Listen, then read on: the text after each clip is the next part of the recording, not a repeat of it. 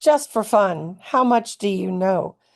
A voter review brought to you by Election Integrity Project California. Everyone enjoys a just for fun quiz. Here is one from EIPCA to test your voter rights general knowledge. I will read the question to you and give you just a couple of seconds to formulate your answer. Then I will read you our answer. I hope you will play along.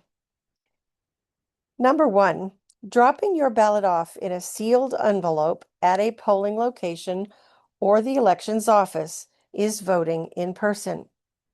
That answer is false. Voting in person is done by entering a polling location and casting a same-day ballot that is not in a mailing envelope.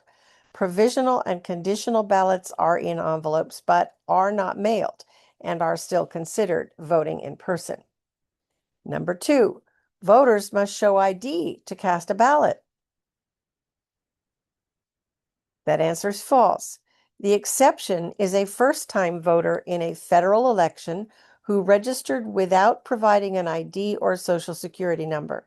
Such voters will be notified ahead of time of their ID requirement. Number 3, voters can vote at any polling place in the state. False. Voters must vote in the county in which they are registered. In Voters' Choice Act counties and some others, voters may vote at any polling location within their county. In traditional counties, voters may vote outside their own precinct but must vote provisionally. However, voters may turn in their vote by mail ballot in its sealed envelope anywhere in the state. Number 4, voters must take an oath before they can receive physical or language assistance from another adult. That answer is false. The legislature has removed this protection, making voter intimidation easier. Number 5, voters in California must vote by mail or with machine assistance at the polling place. That answer is false. Voters may now vote in person with the paper ballot they were mailed by carrying it into a polling place, checking in, and then depositing that ballot without the envelope into the scanner or ballot box. This avoids the QR code of the machine cast ballot and excessive handling of the ballot cast in the envelope. There are some counties that can print a blank ballot without a code for the voters to fill in at the polling location. Number 6, provisional and conditional ballots will be counted on election day. That answer is false. Poll ballots will be counted, but provisional and conditional ballots require processing and research. Provisional ballots cannot be processed until all mail-in ballots have been counted. So it can be 3 to 4 weeks after Election Day before provisionals are counted. Conditionals are counted as the voter's eligibility is verified. Number 7, election workers are required to be bilingual. That answer is false. Election workers are required to be literate and fluent in English. The county is required to make every effort to provide assistance from bilingual workers in federally required languages where mandated. Number 8, polling booths may be in a separate room from the check-in table. That's false. All portions of the polling location must be in view of everyone at all times. Number 9, voters may share a voting booth with a family member. That is false. Unless a voter is demonstrably in need of assistance to mark a ballot, voting must be done independently.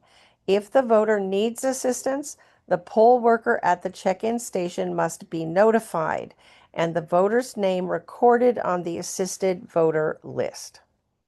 Number 10, election workers should check each marked ballot before it is cast in order to be sure that the voter has not made an error. That's false. Every voter's ballot must be secret unless the voter selects someone to assist in the reading or marking of the ballot. Number 11. Voters who make a mistake on their ballot are entitled to a do-over. That's true. Voters get 3 chances to get it right. However, once the ballot is submitted to the ballot box or scanner, it cannot be retrieved for correction.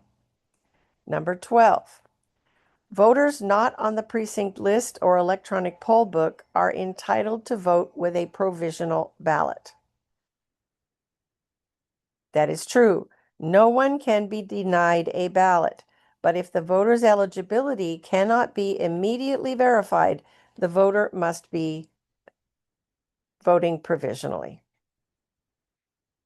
Number 13, provisional ballots are not counted. That is false. Every ballot that can be verified as legitimate is counted. Number 14, vote-by-mail voters who damaged, lost, or did not receive their ballot are entitled to cast a provisional ballot on election day. That is false. Any voter who has not already voted is entitled to a non-provisional ballot. Number 15, vote-by-mail voters may turn their ballot in on election day to any polling place in the state. That is true. If the ballot is submitted in a county other than the one that issued it, it will be forwarded to the proper county. Number 16, vote-by-mail voters may surrender their ballot at any polling place and be given a regular ballot. That is true. Voters in voters' choice counties and some others do not have to surrender their ballot before getting a regular ballot, because that ballot will be electronically canceled when the voter votes in person. Number 17. Any person may submit an unlimited number of vote-by-mail ballots for other voters. That is true. There is no limitation on ballot harvesting in California, other than harvesters cannot be paid per ballot. However, only ballots sealed in signed and dated envelopes may be submitted. Those wishing to submit their ballot without the envelope, see question number 5, must do so themselves. Number 18, voters may not bring children into the voting booth with them. That is false. Voters may be accompanied by any number of minors.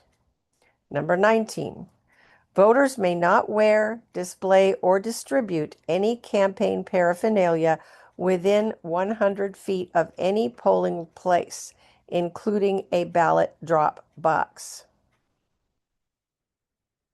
That is true. Number 20, voters may not discuss ballot issues within 100 feet of any polling place or ballot drop box. That is true. Such conversations are illegal among anyone. Number 21, voters may take pictures in the polling place. That is true. No people may be photographed without their permission, but otherwise, voters may take pictures. Number 22, voters who arrive at the polls after 8 p.m. on election day may not vote in person, but they may still hand in their vote-by-mail ballot. That is false. Polling locations and all drop boxes must be closed at exactly 8 p.m. Voters already in line at that time must still be allowed to vote, but no one arriving after that time may submit a ballot in any way. The only way a ballot may be legally submitted after 8 p.m. on election day is to find a post office open after hours that will postmark it before midnight. Number 23, citizens and foreign observers may observe the polling place only during open hours, as long as they don't interfere with the process. That's false. All observers are also allowed to observe before the polls open and after they close. Number 24, citizens may not question the way the election is being run because that would interfere with the process. That is false. Citizens have the right to ask questions of elections officials and to receive timely answers as long as they are not interfering with the process. Number 25, provisional ballots are not counted unless needed. False. All ballots determined to be lawful are counted. Number 26, a voter may gather up vote-by-mail ballots from friends and neighbors and drop them off at the polls for them. That is true. Number 27, the lead official at the polling place is responsible to verify that the ballot box is empty at the beginning of the voting day. That is false. The lead official is responsible to have the first voter verify that all ballot containers are empty before the first ballot is cast. Number 28, eligible people who are not registered to vote may register at the polling location and vote. That is true. It's called conditional voter registration. The ballot will be submitted in an envelope that serves as an affidavit of registration, and if the applicant is approved to be added to the voter rolls prior to the certification of the election, the ballot will be counted. Number 29, voters may make changes to their registration at the moment of voting. That's true. Voters may change their address or political party at the moment of voting in counties that utilize electronic poll books, which is most, if not all, counties. Number 30, voters may receive unrestricted assistance in casting their ballot. That is false. Voters may look up information on a tablet or phone, bring in voter information pamphlets or booklets, and may have up to 2 people of their choice, other than their employer or union representative, to help them to read and physically mark the ballot.